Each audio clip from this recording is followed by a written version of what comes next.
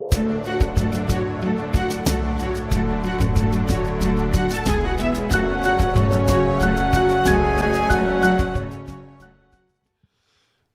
Seigneur. Bonsoir à tout le monde, à tous ceux qui suivent TV de vie. Je suis là avec le frère David. On va faire un compte rendu par rapport à l'émission du Maroc, car on a été au Maroc depuis le jeudi 8 et on est rentré hier soir. Et le Seigneur, il a été au rendez-vous et on va vous partager un peu ce qui s'était passé par rapport à cette mission-là. Donc, il y avait aussi le frère Klens qui était avec nous, il y avait le frère Chora, il y avait la sœur Denise, d'ailleurs, qui rentre ce soir, elle. Donc, nous voulons remercier le Seigneur et on va remettre cet instant entre ses mains, on va prier. Merci Seigneur pour tes grâces, merci pour tout ce que tu permets dans nos vies, merci pour tout ce que tu fais dans l'œuvre de chacun, dans le cœur de chacun. Merci pour cette mission pour laquelle tu nous as conduits, pour les choses que tu as disposées, pour les cœurs, Seigneur, que tu as touchés, Seigneur. Merci, Seigneur, pour tout ce que tu fais, car tout ce que tu fais est bon. Ça restaure les cœurs des êtres humains tels que nous sommes. Merci, Père. Nous vous bénissons tous, de ceux qui suivent cette émission. Merci, Seigneur. Amen. Donc, comme je disais, voilà, on est rentré hier soir de cette mission-là et ça a été très bénéfique. Le Seigneur était fidèle, il était au rendez-vous et il y avait beaucoup de personnes, il y avait des baptêmes, il y avait des guérisons, il y avait des miracles, des délivrances. Et donc, quand on était arrivé là-bas, on était accueillis et je tiens à remercier le Seigneur pour les personnes qui nous ont accueillis, la sœur et toutes ces personnes qui étaient là à l'aider aussi. Merci beaucoup pour cet accueil. C'était vraiment, ça nous a touchés, ça nous a fait chaud au cœur. On a été accueillis, franchement, d'un cœur sincère. Et ça, moi personnellement, ça m'a marqué. Et c'était le cas de chacun de nous.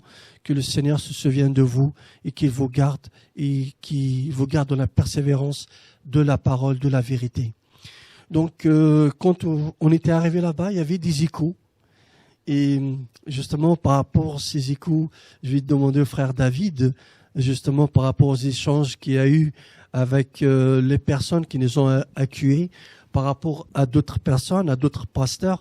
Moi, je m'attendais pas qu'il y aurait autant de personnes, autant surtout des pasteurs qui vont interdire aux gens de ne pas y aller assister au message.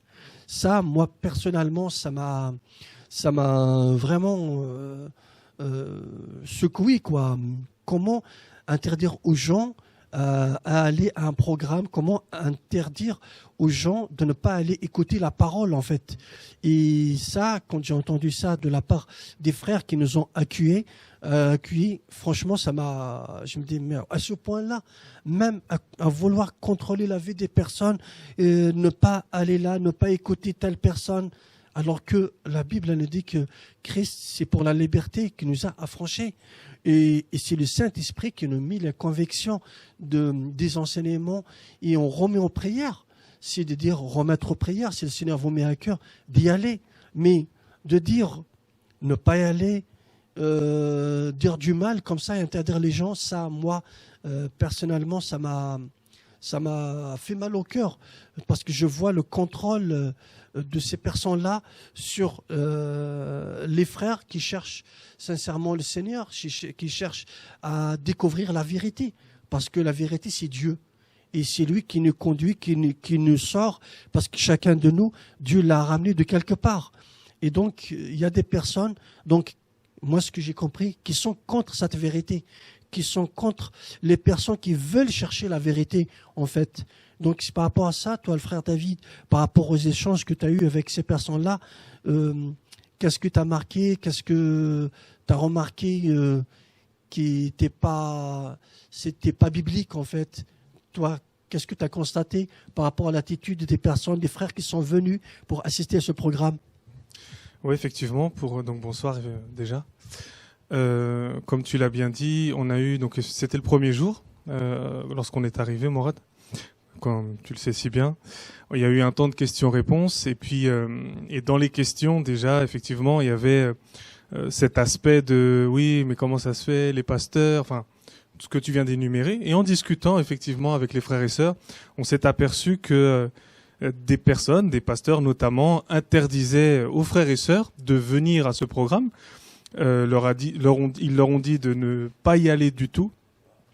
Et les uns et les autres, ce qu'on nous a dit, se surveillaient. C'est-à-dire qu'ils se posaient la question, tu vas y aller toi, parce qu'on n'a pas le droit d'y aller. Et la personne disait, non, je ne vais pas y aller. Et en fait, il y en a qui étaient venus, je ne sais pas si tu te souviens, mais sans le dire à personne. Parce que quelque part, le Seigneur attire. C'est la parole qui attire, c'est la vérité qui attire. Et puis, effectivement, il y a des personnes, alors qu'ils étaient interdits de passage là où on a prié, là où on a partagé la parole, dans l'appartement, eh bien, qui sont quand même venus, effectivement. Qui sont quand même venus. Et lors des échanges, des questions-réponses au départ, effectivement, il y avait eu ces questions autour de la dénonciation. Certains ne comprenaient pas forcément, et le Seigneur a vraiment, avec sa parole, a bien recadré, a bien expliqué. Et la première soirée était déjà une belle soirée dans la présence du Seigneur, effectivement. Ouais, je bénis le Seigneur, c'est vrai, c'était vraiment le cas. Et on a vu la main de Dieu à l'œuvre. Il y avait des baptêmes. Oui. Il y avait 17 baptêmes. Oui. D'après ce que j'avais compté, moi, 17 baptêmes entre frères et sœurs. Il y avait des délivrances. Il y avait des miracles que Dieu a opérés pour sa gloire. Donc nous bénissons le Seigneur Jésus seul, car c'est lui qui fait toutes choses et toute la gloire lui revient en fait. Donc tu as interviewé quelques personnes par rapport aux miracles, aux guérisons. Donc si tu peux nous partager par rapport à ça. Oui, bien sûr. On a eu plusieurs témoignages, donc certains qui arriveront en vidéo et d'autres qui sont déjà sur la page Facebook. Notamment une sœur qui souffrait d'anémie et qui ne pouvait pas prendre ne serait-ce qu'un verre de thé. Et ça m'a vraiment marqué son histoire, parce que quand elle prenait un verre de thé, elle était fatiguée et elle allait tout de suite, elle était obligée d'aller se reposer. Et donc c'était l'avant-dernier jour. Donc après la prière, elle commençait à se sentir mieux. Et il y avait Abdelatif, qui nous a fait un thé pour tout le monde. Elle dit tiens, je vais prendre un verre de thé. Elle a pris un premier verre de thé. Et elle se sentait toujours bien. Et elle s'est dit bon, peut-être que c'est le premier, je vais essayer un deuxième, on sait jamais. Elle a pris un deuxième et en fait elle était toujours en forme, donc le Seigneur l'avait vraiment restaurée. Il y a eu aussi la personne qui était sourde, tu te rappelles? Donc c'était le dernier jour, je crois, si je me trompe pas. Non, la veille, le samedi, pardon, que le Seigneur a libéré vraiment. Il y avait aussi une personne qui avait de la constipation. Il y avait une autre personne qui avait mal au genou. Enfin, il y a eu pas mal de délivrances, beaucoup de guérisons. Vraiment, gloire à Jésus. C'était vraiment magnifique. Et j'en oublie certainement. Peut-être tu en as d'autres à rajouter, mais en tout cas, effectivement, on a des images qui viendront par la suite. Ouais. D'accord. Donc c'est vrai, le Seigneur il a opéré comme d'habitude. Le Seigneur fait son œuvre. Quand il fait quelque chose, quand il commence quelque chose, le Seigneur il arrive à l'achever en quelque sorte, parce que c'est lui qui commence, c'est lui qui termine. Donc il était là et j'étais très encouragé. Et aussi même le Seigneur, ça veut dire il a donné quoi, il a choisi ces personnes-là parce que la majorité c'est de l'Afrique subsaharienne. Donc qui étaient là. Et il y avait quelques-uns vraiment marocains. Ils n'étaient pas nombreux les Marocains. Mais ce qui m'a touché, c'est que le Seigneur, c'est eux qui l'avaient choisi en fait, en quelque sorte. C'est sûr qu'il y en a d'autres que nous ne connaissons pas. Mais les personnes là, leur mission, c'était d'apporter cette parole auprès des musulmans, auprès des Marocains. Moi, personnellement, ça m'a touché. J'étais ému parce que le Seigneur m'a fait comprendre que c'est lui qui choisit qui il veut pour le mettre là où il veut. L'essentiel, c'est le Seigneur qui a agi derrière. La main de Dieu, elle accompagne ceux qui sont disposés. La main de Dieu, elle ne choisit pas un Marocain pour le Maroc ou un Français pour les Français. Si, c'est vrai, il peut choisir des personnes comme ça, mais aussi, il peut prendre quelqu'un qui vient de l'Afrique du Sud pour l'utiliser, par exemple, au Maghreb. Donc, amener un Français, aller l'utiliser en Asie. Et c'est ça, en fait, le Seigneur. Il fait ce qu'il veut, mais c'est lui qui est à l'œuvre, en fait. Donc, j'étais très encouragé. Et nous pensons à vous, les frères qui étaient présents, par rapport à l'œuvre. Et nous vous encourageons de persévérer dans cette parole, car c'est une grâce. Et le plus important, c'est d'y arriver. C'est pas de commencer. Parce que le commencement, c'est Dieu qui le fait. Il nous attire. Et pour l'arrivée, on a notre responsabilité aussi. Parce que Dieu, il nous touche, il nous donne ses grâces. Il veille sur nous. Mais on a toujours, il faut pas qu'on oublie ça, on a toujours notre libre arbitre. Parce que j'ai discuté avec aussi quelques frères là-bas. En même temps, j'ai discuté avec lui, j'ai dit, par rapport même quand Dieu donne des promesses. Quand il donne une promesse, c'est que il y a certaines personnes, et c'est comme si cette promesse-là, ou cette prophétie-là, elle s'est pas accomplie dans la vie de la personne. Et puis, il y a certaines personnes qui commencent à dire, non, c'est un faux prophète, c'est faux, comment ça, que j'ai pas eu ce que Dieu m'a donné. En fait, le Seigneur m'a fait comprendre que c'est dans la persévérance, la fidélité. Ça veut dire, quand on persévère, quand on est fidèle, à un moment à l'autre, Dieu va nous récompenser. Et cet exemple-là, on l'a par exemple dans l'Exode, quand le Seigneur il a sorti le peuple hébreu de l'Égypte. Le Seigneur, il avait prévu de les amener tous à la terre promise. Mais pendant le chemin de ce voyage-là, beaucoup qui se sont détournés, qui se sont rebellés contre Dieu. Est-ce qu'on va dire que Dieu n'a pas tenu sa parole? Si, Dieu a tenu sa parole. La preuve, il y avait 2 personnes qui sont rentrées à la terre promise. Donc, le problème, si une prophétie, elle n'est pas accomplie dans la vie de la personne, le Seigneur m'a fait comprendre, c'est le problème de la personne. Parce que très souvent, on dit c'est la faute de l'autre. Très souvent, on rejette la faute sur l'autre. Mais notre responsabilité à nous, elle est où? Parce que on a notre libre arbitre. Dieu, il nous a touchés. C'est vrai. Il nous a mis dans ses voies. Il se révèle. Il nous donne des choses. Il nous promet des choses. Mais à condition que nous restons dans sa parole. Parce que la vie chrétienne, c'est un chemin. Et dans ce chemin-là, il y a des choses. Donc, pour pouvoir atteindre ces choses, il faut rester dans ce chemin, dans cette voie. Mais si la personne sort et s'égare de cette voie, elle n'aura pas la promesse de Dieu. Donc, elle ne peut pas dire que Dieu, non, il ne m'a pas donné ce qu'il m'a promis. Non, il faut se remettre en question. C'est comme ça que nous pouvons changer. Parce que très souvent, on rejette la balle, on jette la pierre sur l'autre, mais on ne va pas se pointer nous-mêmes, on ne va pas s'examiner. Non, notre marche chrétienne, elle est personnelle avec le Seigneur. Donc, nous devons toujours nous examiner, et c'est ce que la parole nous demande. Nous ne devons pas toujours attendre les promesses, ce que Dieu attend de nous, parce que Dieu, ce qu'il attend de nous, c'est d'être sauvés. C'est ça le plus important.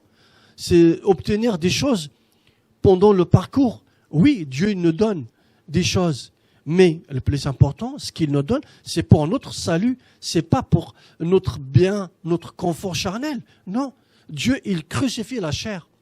C'est ça en fait. Donc Dieu, il veut nous amener quelque part, mais il y aurait toujours des obstacles. Très souvent, et les obstacles justement qui nous empêchent, qui peuvent empêcher, c'est toujours les personnes en fait. Et c'est ce que j'ai constaté personnellement quand des pasteurs qui disent aux fidèles, si je peux les appeler comme ça, de leur assemblée, de ne pas y aller ailleurs que de rester chez eux, de ne pas écouter d'autres messages. Ça, c'est du contrôle, ça. Ça, c'est du contrôle. Donc, le problème de l'homme, l'ennemi de l'homme, c'est toujours un homme. Parce que, très souvent, on a grandi dans le monde, on veut toujours plaire à l'autre.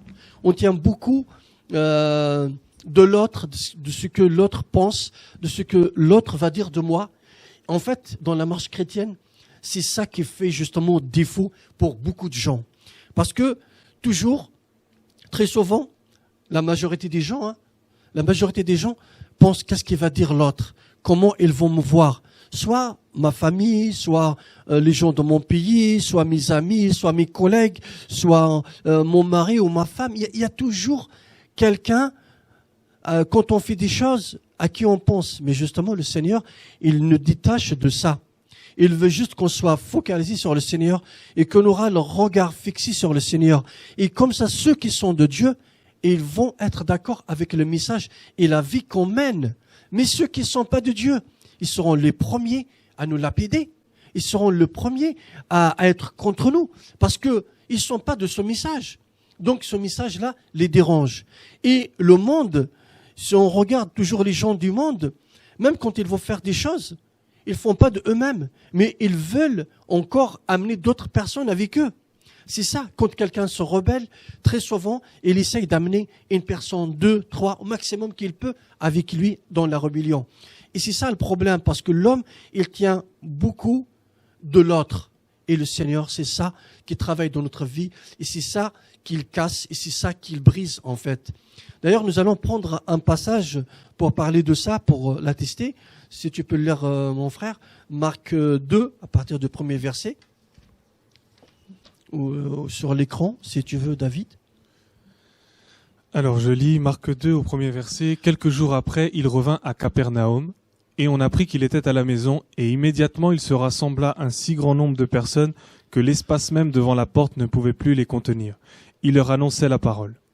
Et quelques-uns vinrent à lui, amenant un paralytique qui était porté par 4 personnes. Mais parce qu'ils ne pouvaient s'approcher de lui à cause de la foule, ils découvrirent le toit du lieu où il était, et l'ayant percé, ils descendirent le petit lit dans lequel le paralytique était couché. Et Jésus, voyant leur foi, dit au paralytique, « Mon enfant, tes péchés te sont pardonnés. » Et quelques scribes qui étaient assis là raisonnaient dans leur cœur. « Pourquoi celui-ci prononce-t-il ainsi des blasphèmes ? Qui peut pardonner les péchés si ce n'est Dieu seul ?» Et Jésus, ayant aussitôt connu par son esprit qu'ils raisonnaient ainsi en eux-mêmes, leur dit, « Pourquoi avez-vous de telles pensées dans vos cœurs ? Lequel est le plus aisé de dire au paralytique, tes péchés te sont pardonnés, ou de dire, lève-toi, prends ton lit et marche. Mais, afin que vous sachiez que le Fils de l'homme a l'autorité pour pardonner les péchés sur la terre, il dit au paralytique, je te dis, lève-toi, prends ton lit et va dans ta maison. Et il se leva aussitôt, et ayant pris son lit, il sortit en présence de tous, de sorte qu'ils en furent tous étonnés, et ils glorifièrent Dieu en disant, nous n'avons jamais rien vu de pareil. Merci, mon frère. Donc, ici, en fait, ça correspond à ce qu'on est en train de partager par rapport les personnes, en fait. Donc, là, la parole elle dit que Jésus, quelques jours après, il revint à Capernaum et les gens, ils ont entendu que Jésus, il était là. Il était à la maison. Donc, qu'est-ce qui s'est passé? Dès que les gens, ils ont entendu que Jésus, il était là, des foules arrivaient. Et il nous dit, aussitôt, il s'assembla un si grand nombre de personnes que l'espace même devant la porte ne pouvait plus les contenir. Donc là, la parole nous dit que Jésus, il était là à la maison. Et beaucoup de gens qui étaient là dans l'espace, à côté de la maison, ils étaient là. Ils sont venus pour l'entendre. Donc on voit Jésus qu'il était là, mais les personnes étaient dans l'espace de la maison qui voulaient écouter Jésus. Mais ils ne rentraient pas à l'intérieur de la maison pour être dans l'intimité avec le Seigneur. Donc cet espace-là, il était plein. Et au point qu'il y avait un paralytique qui était amené en fait par d'autres personnes qui voulaient y aller vers le Seigneur. En fait, cette foule-là l'a empêché. Il voulait aller vers le Seigneur, mais cette foule-là, c'était un obstacle pour lui. En fait, comme la vie de beaucoup de chrétiens, justement, c'est beaucoup de chrétiens qui sont déçus par d'autres personnes. Parce que ces personnes-là, ils ne persévèrent pas dans la parole. Parce que ces personnes-là, ils sont pas là pour vivre la parole. Ils sont là pour juste assister, écouter la parole, mais dans le cœur, ça fait rien. Donc c'est pour cela que ces personnes-là, ils sont restés à l'extérieur, dans l'espace, à côté de la porte. Ils n'étaient pas rentrés par la porte, en fait.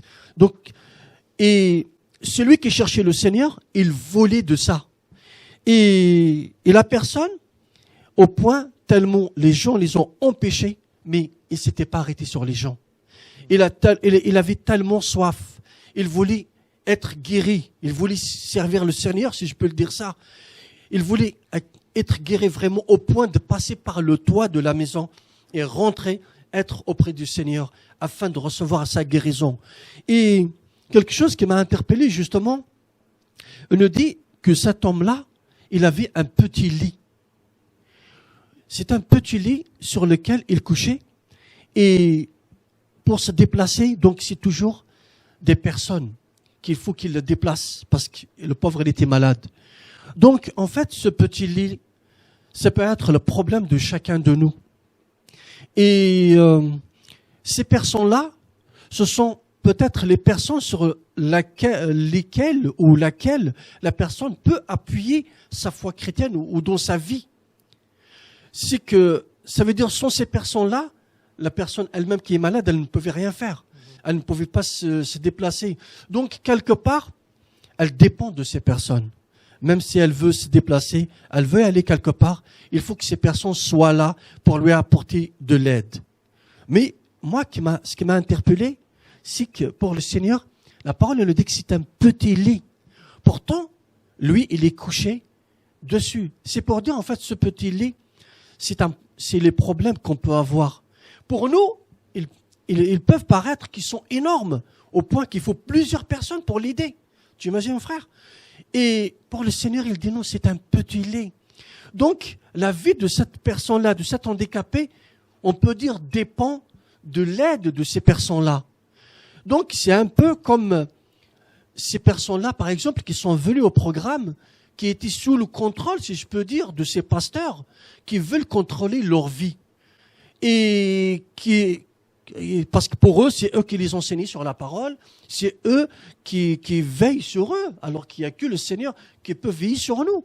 Donc, ils avaient le contrôle sur leur vie. Mais cette personne, ce jour-là, elle a voulu la rencontre avec le Seigneur. Donc, il a été, bien sûr, par l'aide de ces personnes-là, et le Seigneur a fait ce qu'il devait faire. Et donc, ce petit lit qui était grand, enfin énorme, ce problème-là qui était beaucoup plus grand pour lui, parce qu'il ne pouvait pas s'en passer, il faut toujours dépendre des gens. Ce jour-là, le Seigneur, il a mis sa main dessus. Ce jour-là, le Seigneur, il a restauré sa vie. Il lui a dit, prends ton lait et rentre chez toi et marche, en quelque sorte. Donc, ce jour-là, Dieu, il lui a rendu la restauration de sa vie. En fait, il l'a rendu indépendant des hommes. Il n'avait plus besoin de ces hommes pour suivre le Seigneur. Il n'avait plus besoin de ces hommes pour continuer sa vie. Il n'avait plus besoin de ces hommes pour qu'il puisse avoir le contrôle sur sa vie. En fait, le Seigneur, c'est ce qu'il fait dans nos vies, en fait. Quand le Seigneur nous touche, il nous rend réellement libres. Quand le Seigneur arrive dans nos vies, il change notre destinée. Il change notre façon de voir les vies, de voir les choses. Et c'est ça qu'on voit sur le paralytique. Il dépendait de ces personnes pour vivre. Il s'attendait presque à tout de leur part. Mais quand le Seigneur l'a visité, il a restauré son cœur. Il a restauré sa vie. Il a restauré son corps. Et il l'a libéré. Et le Seigneur, il l'a pas contrôlé, il l'a envoyé. Ça veut dire le Seigneur, il lui laisse toujours la liberté. Je t'ai rendu la santé que tu n'avais pas. Ça veut dire ton indépendance que tu avais auprès des hommes. Aujourd'hui, je la coupe, je la restaure et je t'envoie au nom de Dieu. Waouh! Quel miracle! Quelle grâce! Et le Seigneur, c'est ce qu'il fait.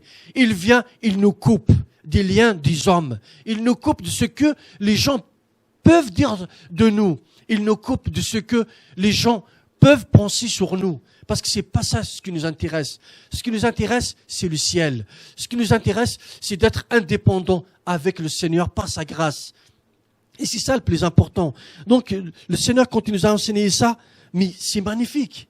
Parce que on le voit et ça correspond à ce que beaucoup de chrétiens aussi peuvent, de chrétiens ou chrétiennes, donc subissent, et d'autres qui sont sortis de ce système.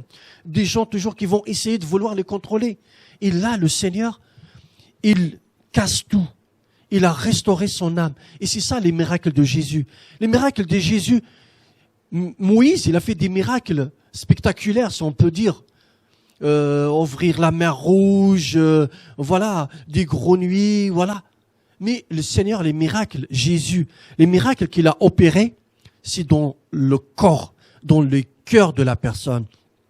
Parce que Jésus, il est venu restaurer l'homme. Et c'est ça le plus grand miracle. Donc, Jésus ici, il lui a rendu sa liberté. Jésus ici, il lui a rendu son honneur, en quelque sorte. Il lui a rendu son honneur et sa liberté. Et qu'il dépend, qu'il s'attend à Dieu seul. C'est pour dire, mon frère, ma sœur, peu importe le problème que tu as, mais attends-toi au Seigneur. Ne t'attache pas aux hommes. Non.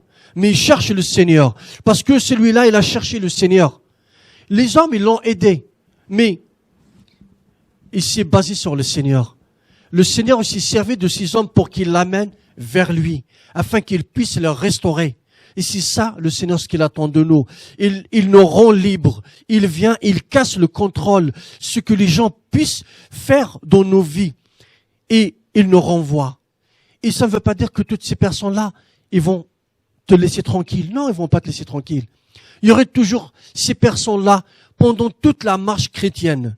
Il y aurait toujours ces personnes-là qui vont essayer de sortir de ta vie chrétienne.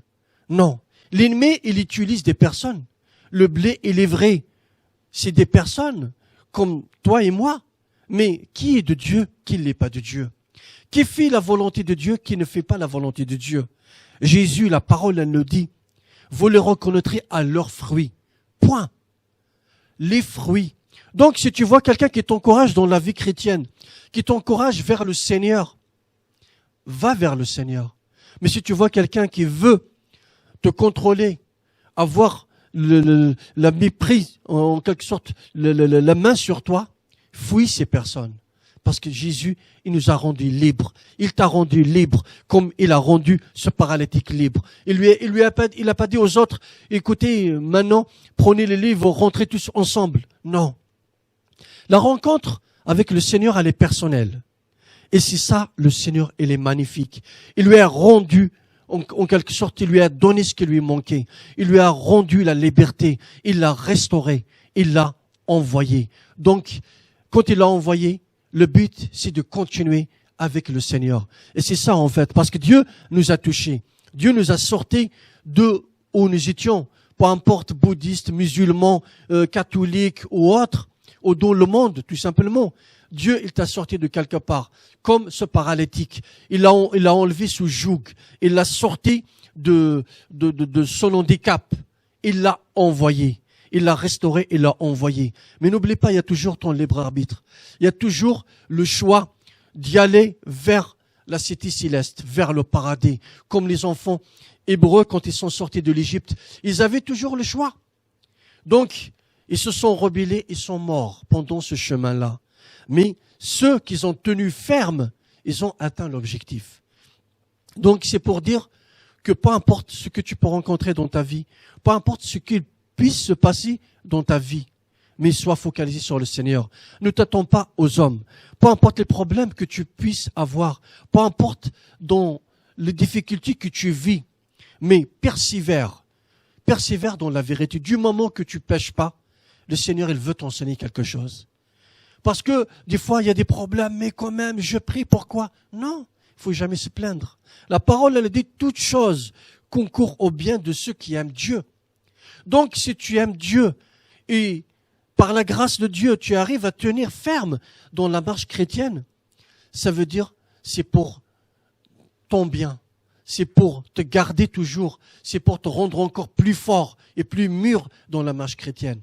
Donc, une épreuve, c'est pour te fortifier. Il n'y a jamais une épreuve pour te faire tomber. Non, non. Parce que le Seigneur, il nous amène de plus en plus à la perfection. En fait, c'est magnifique, en fait. C'est parce que cet homme-là, il dépendait des hommes. Il pensait que c'est les hommes, c'est eux qui peuvent lui apporter la solution. Mais quand il a rencontré le Seigneur, ça y est. Il a compris qu'il n'avait plus besoin de ces personnes. Il a besoin du Seigneur Jésus, lui seul. Et que le Seigneur soit béni. Et en même temps, mais parce qu'ils ne peuvent pas s'approcher. Donc on voit toujours là la foule qui empêchait les gens, donc il a pu entrer. En même temps, il y a les pharisiens qui étaient là, qui commençaient à murmurer quand le Seigneur a guéri le paralytique et quand il lui a pardonné ses péchés. Ils ont dit, mais qui peut pardonner les péchés si ce n'est Dieu? Il se prend pour qui? En fait, d'un autre aspect, ils sont en train de nous dire que Jésus, il est Dieu. Ils sont en train de rendre ce témoignage sans s'en apercevoir, parce que eux, ils connaissent les Écritures. Ils savent qu'il n'y a que Dieu qui peut pardonner les péchés de quelqu'un d'autre. Et Jésus, il leur a dit, le Fils de l'homme a ce pouvoir-là. Mais ils sont passés à côté. Ils sont passés à côté parce que ils attendaient Dieu d'une manière. Non, ne t'attends pas à une révélation de Dieu selon toi. Non, attends-toi que le Seigneur se révèle selon que Dieu le fait pour toi. Donc, on n'a pas le pouvoir ni le contrôle comment, mais soyons à l'écoute. Ça, c'est de Dieu. Ça, c'est pas de Dieu. C'est pour cela, tout ce que nous pouvons recevoir, on reçoit toujours deux choses. Soit on le reçoit de Dieu, soit on reçoit de l'ennemi. Tu as toujours deux choix face à toi dans toute ta vie. Soit tu choisis ce qui est de Dieu, soit ce qui est de l'ennemi. Mais tu as toujours ton libre arbitre, en fait. Il y a toujours ça, ce pouvoir-là dangereux que l'homme est là. C'est pour cela qu'il veut qu'on renonce à ce choix. Il veut qu'on se soumise à sa parole. Il veut qu'on s'attende à Dieu. Parce qu'il y aurait toujours ces personnes-là, justement ces pharisiens, ces sadduciens, c'est l'image, en quelque sorte, de ces pasteurs qu'on voit aujourd'hui, qui essayent de contrôler la vie des personnes, qui veulent même leur indiquer qu'est-ce qu'ils doivent faire, où est-ce qu'ils doivent y aller. Non. Jésus, il a cassé tout ça. Et ceux qui ont reçu la parole de Dieu, ils ont suivi Dieu. Donc, ils sont sortis de ces synagogues. Ils sont sortis du système. Ils s'attendent à Dieu seul. Dieu n'a pas établi un bâtiment. Non. Il a été dans leur synagogue pour libérer ceux qui étaient emprisonnés, comme il l'a fait avec ce paralytique. Non. Le Seigneur, il est magnifique. Le Seigneur est bon. Et tout ce qu'il fait, il le fait pour nous. Il nous enseigne tout le temps. Mais il nous demande aussi de la patience et de la persévérance, en fait. Donc, ces pharisiens, ils étaient en train de nous dire que Jésus, il est Dieu, tout simplement, à nous. Et nous le savons qu'il est Dieu, car c'est l'Esprit qui atteste à nous que Jésus, il est Dieu. Car sans le Saint-Esprit, on ne peut pas comprendre que Jésus, il est Dieu, ou bien comment Jésus, il peut être Dieu. C'est l'Esprit qui nous révèle toutes choses. Et c'est pour cela que le Seigneur, ici, même il les a interpellés, il leur a dit, ça veut dire, lequel le plus aisé, c'est de dire tes péchés te sont pardonnés, ou lève ton lait et marche. Ça veut dire selon les hommes, et n'importe qui peut-être, il peut dire, c'est plus facile pour lui de dire les péchés sont pardonnés que de dire lève-toi et marche et de le guérir. Mais le Seigneur, il leur a montré les deux. Il leur a montré qu'en quoi, c'est vrai, il a le pouvoir de pardonner les péchés et en même temps de leur restaurer sa vie et de leur rendre indépendants et de s'attendre à Dieu. Non, attendons à Dieu, frères et sœurs. Vous qui aimez le Seigneur, ne vous attachez pas aux hommes. Cherchez le Seigneur.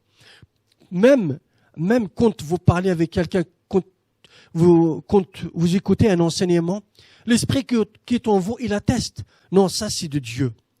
Ou bien ça, ce n'est pas de Dieu. Donc, seul Dieu peut attester. C'est vrai que le Seigneur, il donne des enseignements, il donne des choses pour les frères et sœurs autour de nous. Mais le véritable enseignant, c'est le Saint-Esprit. Car même ce qu'on peut entendre, ce qu'on peut recevoir de la part des frères et sœurs, c'est l'Esprit, c'est le Saint-Esprit qui atteste que ça, c'est de Dieu. Ce que tu entends, il est de Dieu. Waouh, c'est magnifique. Donc, frères et sœurs, je vous encourage d'y aller vers le Seigneur, de vous détacher des hommes, d'y aller chercher, de développer votre relation avec le Seigneur. Car Dieu, quand il a mis Adam au paradis et Ève, il a vu cette relation-là avec eux, mais qu'il l'a cassée. Il y a un intermédiaire et c'est l'ennemi. Et cet ennemi-là qu'on voit, qu'on avait vu, enfin, qu'on lit, qui était au paradis, c'est le serpent. Et c'est le diable qui est venu dans la forme de serpent. Mais le diable, on sait qu'il est toujours là. Mais il est sous quelle forme? On parle, c'est vrai, le diable, il est là. Le diable, c'est un système, mon frère David. C'est un système. Et le diable, en fait, la postérité du diable, au paradis, le diable, c'était le serpent. Mais dans notre vie de tous les jours, le diable, c'est la religion.